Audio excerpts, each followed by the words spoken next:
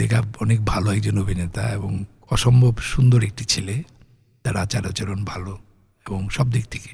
তো এই যে মানুষের ভিতরে আমার কথা হচ্ছে যে আমি আল্লাহ যতদিন আমাকে বেঁচে রাখবেন, বাঁচিয়ে রাখবেন, আমি ততদিন এই উন্নয়ন করে দিতে চাই, কারণ আমার যে এনার্জিটা আছে সেটা দিয়ে দিতে চাই। এখন অভিনেতাটা না, মানে আমি খুব এনজয় করি, অভিনয়ের মধ্যে অনেক ঝামেলা আছে।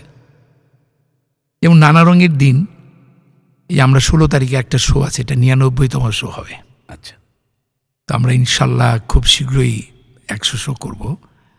তো এই 99 শোটা, এই চরিত্রটা রজনীকান্ত আমি কিন্তু 96 থেকে ক্যারি করছি।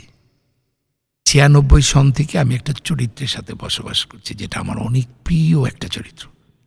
এবং আমি ঘোষণা দিয়েছিলাম, তখন আমি 96তে আমার বয়স কত, মাত্র 30 বছর।